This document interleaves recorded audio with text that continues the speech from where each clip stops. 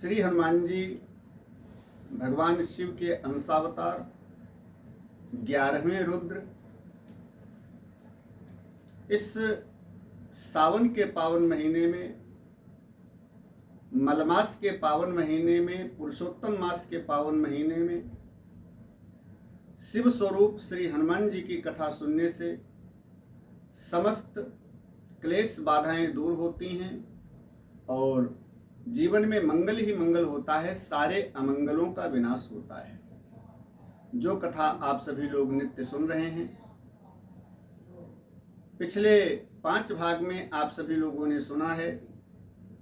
श्री हनुमान जी समुद्र पार करने के लिए बड़े ऊंचे पहाड़ के ऊपर चढ़ करके समुद्र में छलांग लगाते हैं, लंका जाने के उद्देश्य से, रामकाज करने के उद्देश्य से। यहां तुलसीदास जी ने वर्णन किया है कि जिमि अमोघ रघुपति कर बाना, और ये ही भांति चलो हनुमाना। श्री हनुमान जी राम जी के बाण बन करके जा रहे हैं। अब आगे 6ठे भाग में सुनेंगे। पीछे तो सुन चुके हैं कि बाण का भाव क्या होता है, श्री हनुमान जी बाण के रूप में जा रहे हैं, इसका मतलब क्या है, ये सुन चुके हैं आप लोग। अब आगे सुनेंगे। आए 6ठे भाग में हम सभी लोग प्रवेश करते हैं और सुनते हैं श्री हनुमान जी का चरित्र। बोलिए श्री हनुमान जी महाराज की जय हो। तो समझें, श्री हनुमान जी यहां बाण बन करके चल रहे हैं और जब लंका में जाते हैं तो वहां अपना परिचय देते हैं दूत के रूप में। माता जानकी जी से भी कहते हैं, राम दूत मैं मातु जानकी, और सत्य शपथ करुणा निधान की। और श्री हनुमान जी रावण से भी जब बात करते हैं तो रावण जी को भी रामदूत के बारे में ही परिचय देते हैं कि मैं राम जी का दूत हूं। और यहां तीनों का अर्थ बिल्कुल एक बैठता है। दूत का भी वही अर्थ है, बाण का भी वही अर्थ है, और श्री हनुमान जी का भी वही अर्थ है। हनुमान का मतलब है जिन्होंने अपने मान का, अहंकार का हनन कर दिया है। और बाण का भी आप लोग पीछे सुन चुके हैं, मतलब है अहम शून्य। बाण भी अहम शून्य, श्री हनुमान जी भी अहम शून्य, और दूत माने भी अहम शून्यता। क्योंकि दूत का भी अपना कुछ नहीं होता है, संदेश भी स्वामी का, बात भी स्वामी की। जो स्वामी ने कहा है, जो शब्द स्वामी ने कहे हैं वही शब्द जा करके सुना देना। तो स्वामी के ही शब्द, स्वामी की ही बात और स्वामी का ही संदेश, अपना कुछ भी नहीं है। तो अहम शून्यता दूत की भी, अहम शून्यता बाण की भी, अहम शून्यता श्री हनुमान जी की भी। श्री हनुमान जी अहम शून्य होकर के समुद्र में छलांग लगाते हैं, क्योंकि श्री हनुमान जी कहते हैं कि मैंने समुद्र पार किया ही नहीं, मैं लंका में गया ही नहीं। एक बात आती है, राम जी ने जब श्री हनुमान जी से पूछा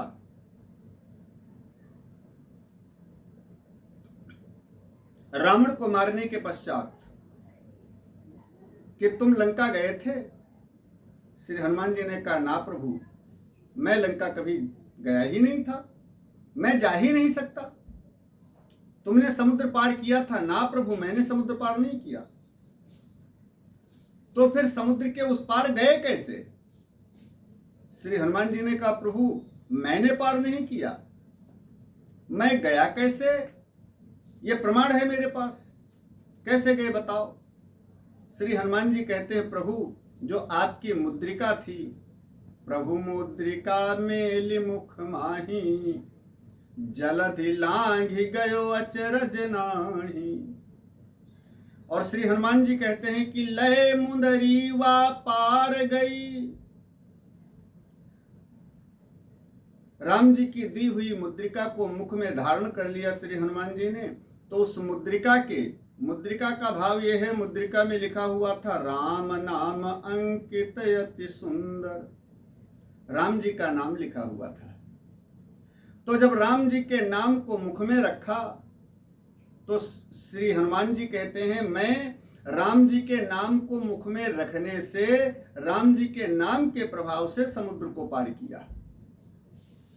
और संत कहते हैं कि मुख में हो राम नाम, राम सेवा हाथ में, तू अकेला नाही बंदे, राम तेरे साथ में। जब मुख में भगवान का नाम होता है और राम जी की सेवा, राम जी का काम करने की लगन होती है, तो राम जी साथ में होते हैं, फिर जीव अकेला नहीं होता है। इसलिए श्री हनुमान जी कहते हैं, मैं नहीं गया, मुद्रिका लेकर के मेरे को गई। आगे और भी सुनेंगे, उस पार से इस पार कैसे आए, लेकिन अभी इतना ही। तो कैसे पार गए? राम जी के नाम के भरोसे, राम जी की दी हुई मुद्रिका के सहारे। और दूसरे भाव में समझे, श्री हनुमान जी कहते हैं कि मैं को लेकर के समुद्र पार माने भवसागर पार कोई कर ही नहीं सकता है। क्यों? ये देही का तट है।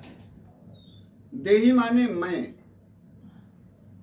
ये मैं हूं, ये मैं हूं, यह सब मेरा है। तो जहां मैं और मेरा है उसको बोलते हैं संसार। तो ये संसार देही का तट है और संसार से पार वैदेही का तट है। वैदेही माने बिनु पग चलई सुनई बिनु काना, कर बिनु कर्म करई विधि नाना, निराकार ब्रह्म। तो भवसागर से पार, संसार सागर से पार अगर वैदेही के पास माने निराकार ब्रह्म के पास जाना है, तो फिर मैं को तो इसी पार रखना पड़ेगा। फिर मैं और मेरा अगर इस शरीर से जुड़ा हुआ है, या मन में मैं और मेरा का भाव है, तो इस संसार सागर को पार करना कठिन है, असंभव है। इसलिए श्री हनुमान जी अहम शून्य होकर के जा रहे हैं। इसलिए तो पहले ही लिख दिया कि बार बार रघुवीर संभारी। राम जी आप ही पार लेके जाओगे और आप ही इस पार लेके आओगे, आप ही वहां का सब काम करोगे, इसलिए आप संभल करके बैठना मेरे मन मंदिर में, मैं कुछ नहीं कर सकता। तो श्री हनुमान जी समुद्र पार करते हैं, लेकिन मैं और मेरा कर्तापन का और कर्तृत्व का सारे भाव छोड़ करके ही श्री हनुमान जी जाते हैं। और ये वैशिष्ट, ये भाव हम सबको अपने अंदर बसा करके रखना पड़ेगा। जब ये भाव हमारे दिल में बैठ जाएगा मजबूती से कि मैं कुछ नहीं कर सकता, मेरा कुछ है ही नहीं, मैं और मेरा का भाव जहां नष्ट हो गया, तहां जीव कृतार्थ हो गया। इसलिए ये भाव नष्ट करना ही श्री हनुमान जी की कथा का मुख्य उद्देश्य है। अब श्री हनुमान जी चलते हैं। मैंने पीछे बताया है कि श्री हनुमान जी हैं संत। समुद्र पार करके वैदेही के पास जाना ये साधना है। ये साधना माने जिस साधना के द्वारा हमें उस ब्रह्म तक, परमात्मा तक जाना है, वो साधना है, साधन है। मंजिल वैदेही माने जानकी जी, हमारी आपकी मंजिल परमात्मा से मिलन, परमात्मा के पास तक पहुंच जाना, ये हमारी आपकी मंजिल।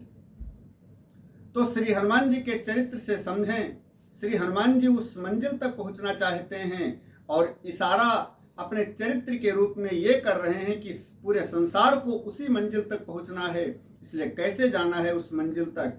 सबसे पहले तो मेरा और मैं, अहमता और ममता, ये दोनों छोड़नी पड़ेंगी।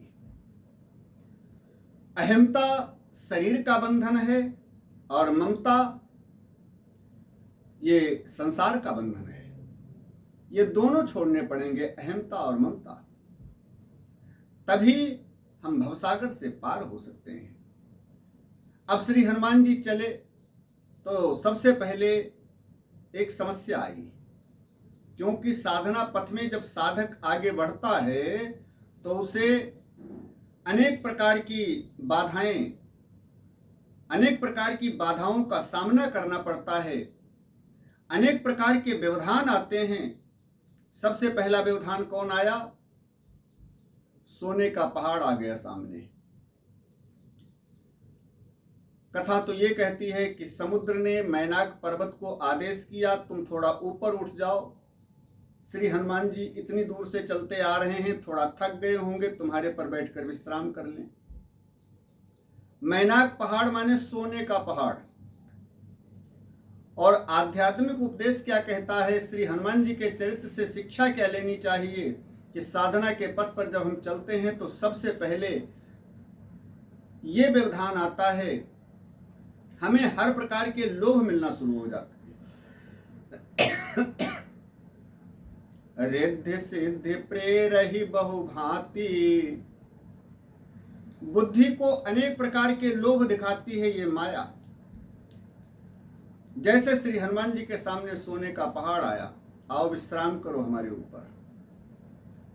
अब सोने के ऊपर सोना तो सब चाहते हैं, सारी दुनिया सोने के ऊपर सोना चाहती है, और फिर सोने का पहाड़ मिल जाए तो कहने क्या है। श्री हनुमान जी की जगह कोई और होता तो यही कहता कि चलो इतना बड़ा वैभव मिला है, सोने का पहाड़ मिला है, आराम से सो, सोने के ऊपर क्या दिक्कत है, हमेशा सोने में ही पड़े रहो, क्या दिक्कत है, अब जाने का प्रोग्राम कैंसिल करो, राम जी कोई और रास्ता देख लेंगे।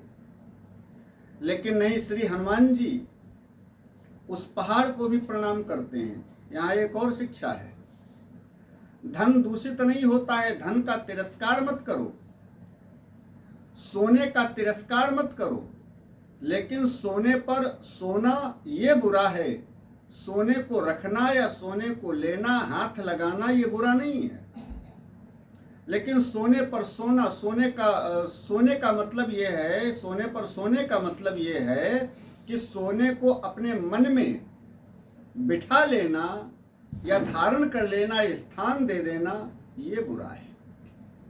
सोने का दिन रात चिंतन करना, ध्यान करना, ये बुरा है।